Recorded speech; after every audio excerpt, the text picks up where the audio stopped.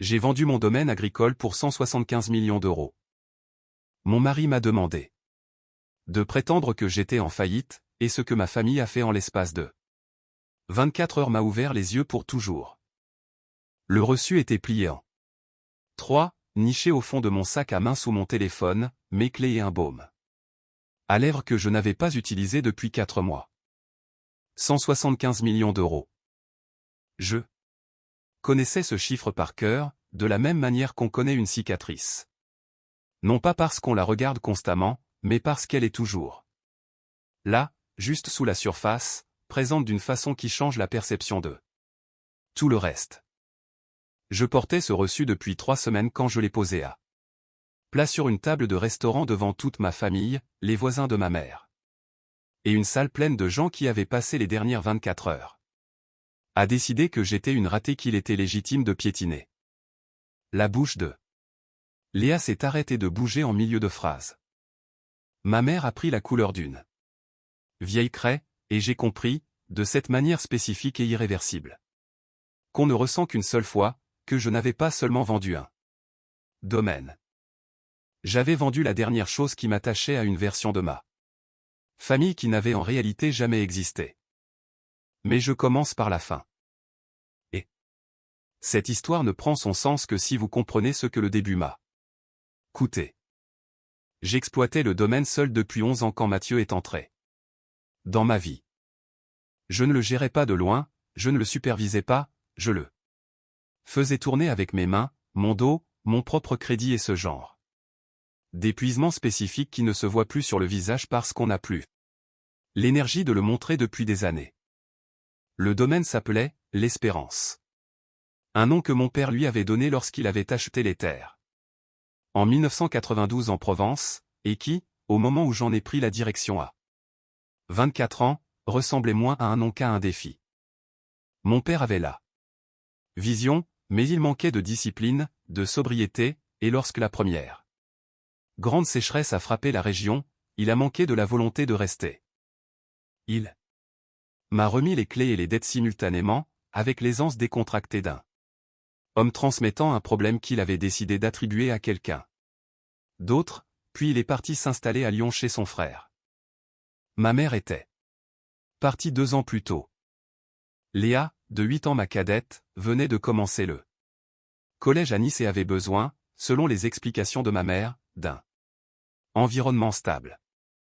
À 24 ans, je me tenais seul dans un champ de plants de tomates assoiffés sous une chaleur de 40 degrés, avec 340 000 euros de prêts d'équipement impayés et une exploitation qui exigeait tout en même temps. Je n'ai pas demandé d'aide. C'était ma première erreur, je pense, ou peut-être la dernière bonne décision que j'ai prise pour moi-même, selon le point de vue. Je n'ai pas demandé parce que je savais que personne ne viendrait, et savoir cela clairement, brutalement, sans phare, est ce qui m'a rendu capable de faire ce qui devait être fait. J'ai embauché 2 ouvriers, Damien et Fabien, provenant de la propriété voisine, 2 hommes qui connaissaient l'agriculture résiliente mieux que moi et qui ont eu la patience de m'enseigner. J'ai restructuré les emprunts auprès du Crédit Agricole, travaillant avec une conseillère nommée Pascale Simon, qui avait 15 ans d'expérience dans le financement agricole et qui m'a dit très directement que j'avais 6 mois avant que la banque ne doive agir. J'ai planté des amandiers, de la lavande comme couverture contre la sécheresse. J'ai converti 2 hectares en serre couverte. J'ai conduit le camion de livraison moi-même pendant 3 ans pour éviter de payer un prestataire logistique. À la 4e année, le domaine a dégagé son premier bénéfice. À la 7e année, j'ai embauché mon 5e employé à plein temps. À la 11e année, l'Espérance produisait 800 tonnes de légumes et de fruits variés par an sur 14 hectares, avec un contrat de distribution régionale et une ligne de crédit remboursée depuis longtemps, transformée en un véritable actif.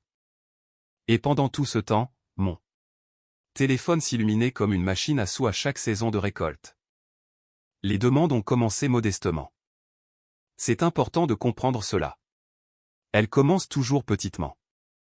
Ma mère a appelé lors de la 2e Année, la première où j'avais fait un bénéfice, bien que mince, et a demandé 1500 € pour des réparations de toiture. Je les ai envoyés. J'étais heureuse de le faire. C'était ma mère, le besoin semblait réel, je gagnais de l'argent et cela faisait du bien d'aider. C'est ainsi que l'architecture du piège se construit, je le comprends maintenant. Les premières fois sont réelles, elles doivent l'être, sinon on reconnaîtrait le schéma trop tôt. La toiture était réelle. La réparation de la voiture l'était probablement. Les premières factures médicales étaient presque certainement authentiques. C'est quelque part au milieu que la réalité devient facultative et que votre amour devient un mécanisme. À la 5e année, j'envoyais de l'argent 3 ou 4 fois par an. À la 8e année, c'était presque une fois par mois. Ma mère avait besoin d'un nouveau réfrigérateur, d'un chauffe-eau, de médicaments non remboursés. Mon père avait des dettes dont la nature n'était jamais précisée et sur lesquelles j'avais cessé de poser des questions car les réponses étaient fuyantes et les demandes continuaient de toute façon. Léa avait besoin des frais d'inscription pour son école de commerce, puis de livres. Puis de ses frais de vie dans son appartement en ville. J'envoyais l'argent à chaque fois. Je l'envoyais parce qu'ils étaient ma famille, parce que j'avais travaillé dur, parce que je pouvais me le permettre et, pour être honnête, cela me donnait l'impression d'avoir réussi quelque chose, que ces années difficiles avaient servi à autre chose qu'à ma propre survie. Que j'étais le genre de personne qui prend soin des siens. J'ai envoyé un total de 687 000 € en 15 ans. Je ne connaissais pas ce chiffre jusqu'à ce que Mathieu le pose dans un carnet jaune sur la table de notre cuisine. Ce n'est pas que je n'aurais pas pu le calculer moi-même, les archives étaient là, chaque virement documenté. Mais c'est parce que je n'avais jamais fait l'addition, jamais regardé le total. Jamais permis à mon esprit de voir ce que ces actes individuels représentaient. Une fois assemblés. 687 000 €. Mathieu est un homme calme, agronome de formation, méthodique, prudent avec les mots d'une manière qui passe parfois pour de la distance émotionnelle, mais c'est le contraire, c'est de la précision. Il dit ce qu'il pense et rien de plus, ce qui signifie que lorsqu'il parle, j'écoute. Il a posé le carnet sur la table le soir où j'ai signé les papiers de vente. Ce n'était pas une accusation. Il n'a pas dit « regarde ce qu'ils t'ont pris ». Il a juste posé le chiffre là, ouvert, et m'a laissé m'imprégner de la réalité. Puis il a tourné les pages. La documentation que Mathieu avait rassemblée était le genre de choses que seul un homme doté d'une patience infinie et d'une colère sourde pouvait construire au fil des ans. Des relevés de virements bancaires, des captures d'écran de messages, une chronologie construite dans un tableur qui associait chaque demande à ce qui s'était passé après que l'argent avait été reçu. Ma mère avait demandé 4 500 € pour le toit en octobre de la 8e année, 6 semaines plus tard, elle publiait des photos de vacances sur la Côte d'Azur. Le toit, d'après ce qu'on pouvait voir lors des visites ultérieures, n'avait reçu aucune réparation. Léa avait demandé 2 800 € pour des frais d'inscription en mars de la 10e année, le mois suivant, un sac à main de créateur apparaissait sur ses réseaux sociaux avec la légende « Je me suis fait plaisir ». Les dettes de mon père, réparties sur 4 demandes totalisant près de 20 000 €, semblaient s'être résolues sans aucune des urgences qui caractérisait les appels initiaux. Je suis resté longtemps sur chaque page. Puis Mathieu m'a montré le groupe de discussion. Je pensais avoir été retiré du groupe WhatsApp familial 2 ans auparavant. Il y avait eu une réinitialisation du groupe, un nouveau nom, et quand je n'avais pas été réintégré, j'avais supposé que c'était un oubli et je n'avais pas insisté. Les discussions de famille sont bruyantes et j'étais occupé. Ce n'était pas un oubli. Mathieu avait été ajouté brièvement par erreur lorsque Léa avait réorganisé ses contacts, et il avait fait des captures d'écran de ce qu'il avait trouvé avant qu'il ne s'aperçoive de l'erreur et ne le retire. Il y Avait des mois de messages. Je ne les reproduirai pas tous car certains ne peuvent être lus qu'une fois avant que je ne doive poser mon téléphone et respirer un grand coup. Mais il y a un échange auquel je repense sans cesse. Une discussion de novembre dernier, 2 semaines avant que ma mère ne m'appelle.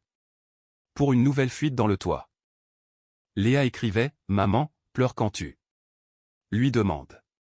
Clémence cède toujours quand tu pleures. » Ma mère répondait « Je vais lui dire qu'il y a une autre fuite, elle doit avoir de l'argent après la récolte. » C'était des scénarios, pas des demandes. Des scripts avec des indications de mise en scène. Pleure quand tu demandes.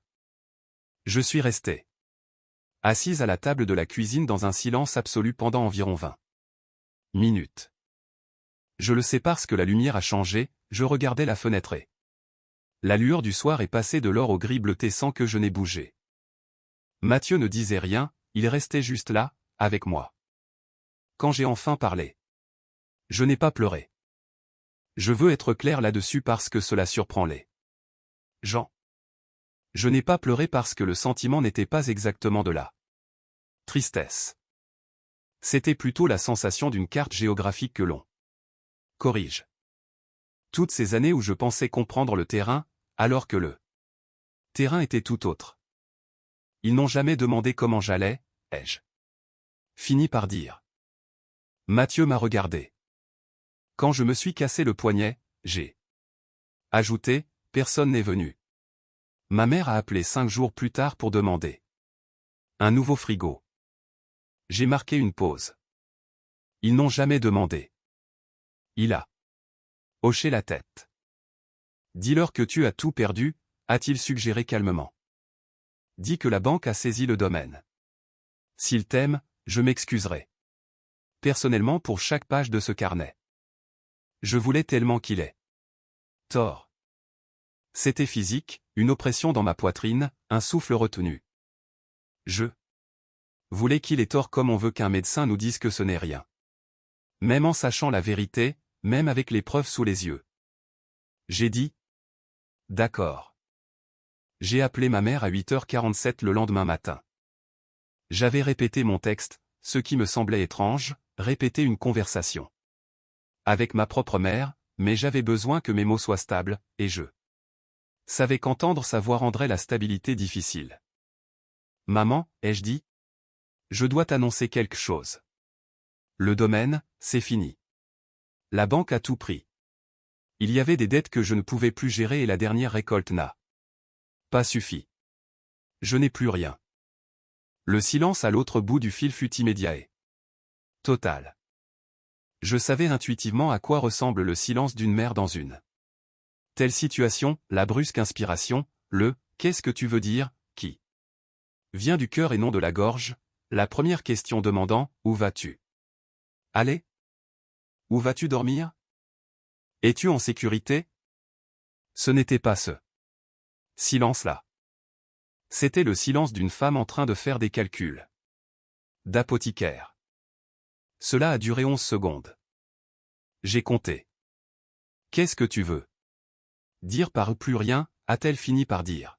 « Je veux dire que je suis ruiné, maman. » Une autre pause. « Mais alors, comment on va faire pour ce que je devais te demander le mois prochain ?» Elle a raccroché 40 secondes. Après cela, elle n'a pas demandé où j'allais vivre. Elle n'a pas demandé si j'étais en sécurité. Elle n'a pas dit qu'elle m'aimait. J'ai posé mon téléphone sur le comptoir de la cuisine et je l'ai fixé un moment. Puis j'ai appelé Léa. La réaction de Léa fut plus rapide et moins déguisée. « Et pour les frais de scolarité de Camille ? C'est dû le mois prochain. » Camille était sa fille, ma nièce de 9 ans. La demande de frais de scolarité avait été introduite 6 mois plus tôt. « Je ne peux pas aider, ai-je dit. Tu joues toujours là. » Victime, a-t-elle répliqué. Sa voix avait ce tranchant spécifique qu'elle utilisait quand elle voulait me faire culpabiliser d'avoir posé une limite. Chaque fois que quelque chose va mal dans ta petite vie à la ferme, tu agis comme si Elle a raccroché. En 4 heures, le groupe de discussion familial, celui dont je n'étais pas censé connaître l'existence, était en feu. Le contact de Mathieu dans le groupe, un cousin qui était resté silencieux à travers tout cela et que je ne nommerai pas ici par pure gratitude, a fait des captures d'écran des échanges et les lui a envoyés. Ma mère écrivait, elle nous a fait le coup. 20 ans à jouer les martyrs. Léa ajoutait, elle se croyait femme d'affaires parce qu'elle faisait pousser des courgettes. Mon père était en ligne, lisant tout, ne disant rien. Son silence avait toujours été son propre langage. J'avais passé 20 ans à le traduire par de la passivité, je comprenais maintenant que c'était quelque chose de plus délibéré. La neutralité prudente d'un homme qui tire profit du conflit sans vouloir y prendre part ni l'arrêter. Puis ma mère a rappelé. Sa voix était différente. Cette fois, mesurée, jouant une partition. Ma chérie, a-t-elle dit, utilisant ce diminutif qu'elle réservait au moment où elle voulait obtenir quelque chose, à propos du dîner d'anniversaire de mariage de samedi. Je pense qu'étant donné ta situation, il vaudrait mieux que tu ne viennes pas. Ce serait inconfortable pour tout le monde. Elle m'excluait du dîner d'anniversaire de mes propres parents. J'ai répondu très calmement, je serai là. Elle a marqué un temps d'arrêt. Clémence. On se voit samedi, maman. J'ai raccroché avant qu'elle ne puisse répliquer. J'ai passé les jours entre cet appel et le samedi dans un état que je décrirais comme un calme organisé, pas de l'insensibilité. Je ressentais tout avec clarté, mais j'en avais fini de jouer les émotions pour un public qui s'exerçait à les provoquer en moi. J'ai appelé Eliane Roussel, mon comptable, qui gérait les livres de l'Espérance depuis 8 ans. Eliane avait 30 ans d'expérience en finance agricole et avait été présente lors des négociations de vente. Elle était précise, discrète et possédait cette qualité spécifique de quelqu'un qui en a assez vu pour ne plus être surpris. J'ai besoin de 3 choses, lui ai-je dit, l'historique complet des virements du compte professionnel pour les 15 dernières années. Une copie du reçu de vente original avec l'acte notarié, et un résumé de l'historique des contacts avec l'acheteur au cours des 18 derniers mois. Ce dernier point était crucial car, enfoui dans le carnet de Mathieu, sur une page que je n'avais pas totalement traitée à la première lecture, se trouvait quelque chose de pire que les messages du groupe WhatsApp. Un email, provenant d'une adresse transférée que Mathieu avait retracée jusqu'à mon beau-frère Arnaud, le mari de Léa, un homme ayant des relations dans l'immobilier régional. Grâce à son travail à l'urbanisme de la mairie. L'email datait de 6 mois auparavant et s'adressait à un contact dans une société d'acquisition foncière. Il détaillait les bases de l'espérance, la surface, les droits d'eau, le rendement annuel, et se terminait par une ligne que j'ai lue 4 fois avant qu'elle ne soit pleinement assimilée, la propriétaire actuelle n'est pas au courant que nous avons un acheteur intéressé. Le moment reste à déterminer, mais la propriété sera probablement disponible dans les 12 mois. Nous pouvons agir rapidement si le prix est correct. Ils avaient travaillé sur une vente parallèle alors qu'ils me demandaient encore de l'argent. Pendant que je dirigeais encore le domaine, que je remboursais les derniers crédits d'équipement, que j'envoyais des virements en réponse à des urgences fabriquées de toutes pièces. Ma famille explorait tranquillement ce qu'ils pouvaient extraire de la vente de ma propriété que j'avais bâtie, pour laquelle j'avais saigné, et qui n'avait rien à voir avec eux, ni légalement ni financièrement, si ce n'est par l'accident de porter le même nom de famille. J'ai transféré l'email à Eliane et à maître Robert Vallet, un avocat civiliste à Aix-en-Provence spécialisé en droit immobilier, qu'Eliane m'avait recommandé. Maître Vallet était le genre d'avocat qui parlait lentement parce qu'il avait déjà 3 coups d'avance sur la conversation. Est-ce attaquable, ai-je demandé. Potentiellement, a-t-il répondu. L'email seul ne constitue pas une fraude, mais selon les contacts pris avec l'acheteur et si des représentations ont été faites en votre nom sans autorisation, nous pourrions Envisager une ingérence délictuelle ou une revendication d'agence non autorisée. Il a marqué une pause. La vente s'est-elle conclue à la valeur du marché? Oui, ai-je dit. L'acheteur a pris contact par mon courtier de manière indépendante. Le prix de vente n'a jamais été compromis. Alors le préjudice légal est limité, a-t-il conclu, mais l'intention est documentée. Gardez tout. J'ai tout gardé. Le restaurant s'appelait le Jardin des Oliviers, un lieu de réception au centre de la ville, le genre d'endroit utilisé pour les baptêmes, les anniversaires de mariage et la mise en scène du bonheur familial. Ma mère avait réservé la salle privée à l'arrière. Quand je suis arrivé à 19h15 le samedi, il y avait 43 personnes. Famille, voisins, amis de mes parents. Des gens qui m'avaient vu grandir et qui me connaissaient. Comme la fille aînée, la silencieuse, celle qui était partie travailler la terre. Pendant que Léa se construisait une vie citadine. Ma mère m'a serré dans ses bras à la porte avec la chaleur spécifique d'une femme jouant une scène de théâtre. Ses mains étaient froides. Tu es venu, a-t-elle dit. J'ai dit. Que je viendrais, ai-je répondu. Mathieu était à mes côtés. Il s'était habillé avec soin. Il me tenait la main d'une manière qui n'était pas démonstrative, mais simplement présente, stable, un point fixe. J'ai balayé la table du regard. Léa était au centre dans une robe crème, les cheveux parfaitement coiffés. Arnaud était à côté d'elle en blazer, me regardant entrer. Avec une expression qui s'efforçait d'être neutre. Mon père était assis à l'autre bout avec son verre de vin, regardant déjà quelque chose qui n'était pas moi. Le dîner s'est bien passé. La nourriture était bonne. La salle était bruyante de cette gaieté festive qui couvre bien des choses. Pendant les toasts, ma mère s'est levée avec son verre et a parlé pendant 8 minutes. Elle a loué la patience et la chaleur de mon père. Elle a mentionné leurs enfants. Elle a parlé de Léa pendant 3 minutes complètes, ses accomplissements professionnels, sa belle famille, la fierté qu'elle représentait. Elle m'a mentionné en une seule phrase, et Clémence, qui a toujours travaillé si dur. Dans les champs, au passé, d'un ton élégiaque, le genre de phrase que l'on grave sur une petite plaque. Puis Léa s'est levée et a annoncé soudé. Applaudissements nourris qu'elle et Arnaud venaient de verser un acompte pour une nouvelle maison.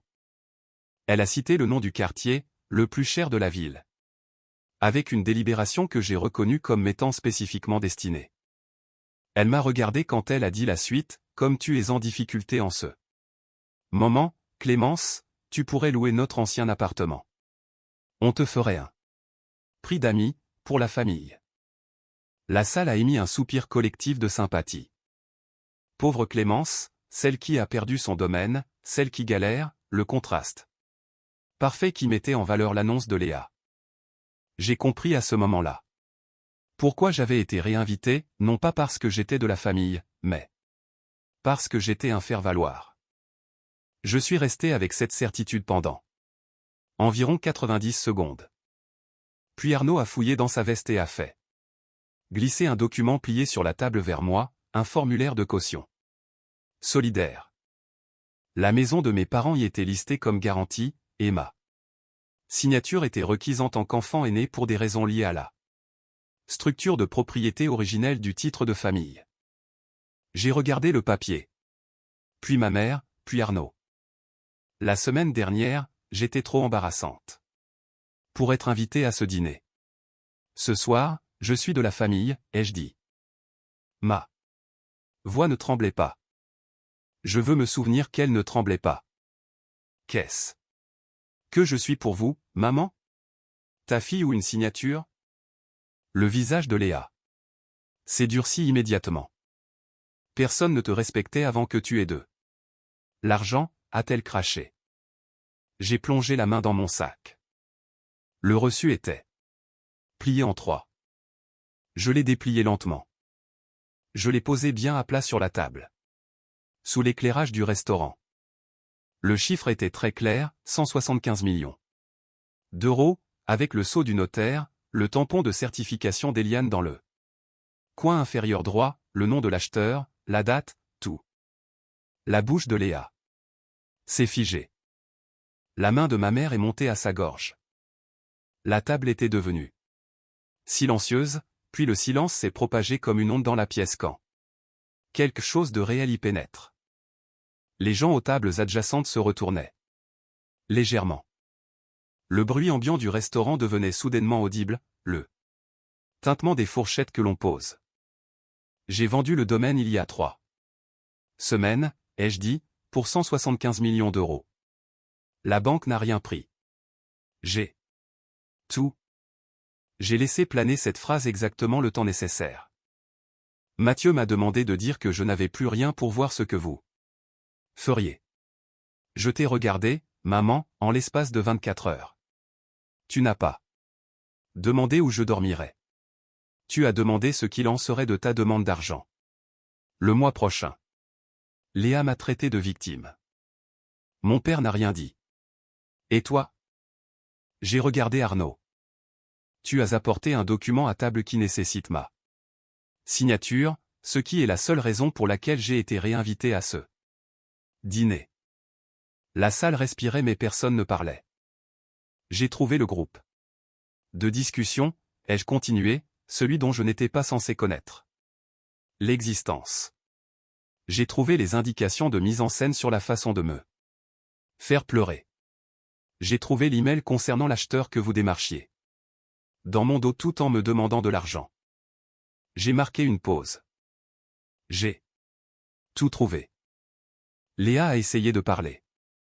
Sa bouche s'est ouverte et elle a commencé, tu ne peux pas, ce n'est pas ce que.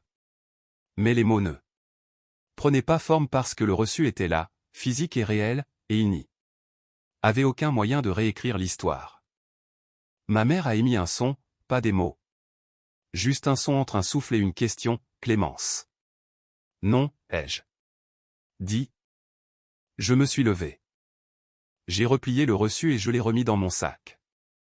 J'ai regardé chaque visage à cette table, la pâleur crayeuse de ma mère, la mâchoire de Léa qui s'activait dans le vide, l'immobilité prudente d'Arnaud. Mon père, qui me regardait enfin, son verre de vin arrêté à mi-chemin de sa bouche. Son visage portait une expression que je n'y avais jamais vue, quelque chose qui aurait pu être de la honte s'il lui restait de la place pour grandir. Je veux dire une chose, ai-je dit à l'adresse de tous ceux présents à cette table et de quiconque pouvait m'entendre. Ma voix était égale. J'avais travaillé pendant 20 ans dans les champs, sous la sécheresse, les dettes, le froid et le silence, et ma voix était absolument ferme.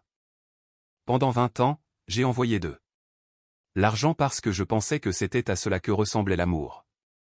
Je pensais que si je continuais à donner, cela finirait par devenir réel. Je pensais que j'étais le genre de personne qui prend soin des gens. J'ai marqué un temps. Je l'étais. Je le suis toujours. Mais pas pour ça. Pas pour des pleurs calculés, pas pour des scripts, pas pour une signature dont vous avez besoin et une invitation à dîner que vous révoquez dès que je cesse d'être utile. J'ai ramassé mon sac. Mathieu était déjà debout. Tu n'as pas perdu une banque aujourd'hui, ai-je dit à ma mère, doucement, juste pour elle. Tu as perdu la seule personne dans cette pièce qui ne jouait pas la comédie. Il y a des choses qui se sont passées après cette nuit auxquelles j'ai réfléchi avant de décider de les inclure ici, et j'ai décidé de le faire parce qu'elles sont vraies, et parce que les omettre rendrait cette histoire plus lisse qu'elle ne l'est en réalité. Ma mère a appelé 4 fois dans la semaine qui a suivi le dîner. J'ai laissé tous les appels aller sur la messagerie. Les messages sont passés par plusieurs stades, d'abord la confusion, puis la justification, puis quelque chose qui ressemblait à de la colère, et enfin un message plus calme. Qu'elle a laissé à 23h23 un jeudi. Que j'ai écouté 3 fois et que je ne sais toujours pas comment catégoriser. Elle disait qu'elle était désolée. Elle disait qu'elle n'avait pas voulu que les choses se passent ainsi. Elle disait que je lui manquais. Je ne sais pas si c'était vrai. Je ne le sais sincèrement pas. Je pense qu'il est possible d'être désolé. D'avoir pourtant fait tout ce qu'elle a fait. Je pense qu'il est possible de ressentir le manque de quelqu'un qu'on a traité comme une simple ressource. Les sentiments et les comportements ne sont pas la même chose, et j'ai cessé d'exiger qu'ils soient cohérents. Je n'ai pas rappelé. Pas encore. Je ne sais pas si je le ferai. Léa n'a pas appelé. Arnaud a envoyé un seul message, demandant s'il était possible de discuter du document de prêt. Je l'ai montré à Maître Vallet, qui a rédigé une réponse de 4 phrases que je ne reproduirai pas ici, mais que l'avocat a décrite avec une discrète satisfaction professionnelle comme fermant cette porte définitivement. Mon père a envoyé un unique SMS 2 semaines après le dîner. Juste 3 mots, je suis fier de toi. Je l'ai lu 6 fois. Je ne sais toujours pas ce que cela signifie exactement, ni s'il a gagné le droit de le dire. Je l'ai sauvegardé quand même. 6 mois après le dîner au Jardin des Oliviers, Mathieu et moi avons acheté une maison, pas un domaine, une maison avec un jardin, un porche couvert, des pièces avec de hautes fenêtres et une belle lumière. Nous avons planté des choses parce que nous en avions envie, pas parce que quoi que ce soit dépendait de la récolte. Eliane Roussel continue de gérer nos finances. Maître Vallet a établi un testament et des documents de succession complets qui sont verrouillés d'une manière qui rendrait la demande de documents d'Arnaud amateur. En comparaison, j'ai consulté une thérapeute nommée Dr Sophie Girard, spécialisée dans la dynamique des systèmes familiaux. Je veux la mentionner, car elle m'a donné quelque chose dont je ne savais pas que j'avais besoin, un cadre pour comprendre comment la dépendance organisée fonctionne, comment elle se construit au fil des ans, comment elle conditionne la cible à interpréter l'exploitation comme de l'amour. Votre cas n'est pas inhabituel, m'a-t-elle dit lors de notre deuxième séance. Vous êtes au contraire très représentative. Les personnes capables et performantes sont plus fréquemment ciblées par ce schéma, pas moins. La compétence est perçue comme une ressource. J'ai noté cela, la compétence est perçue comme une ressource. J'y ai beaucoup réfléchi par la suite.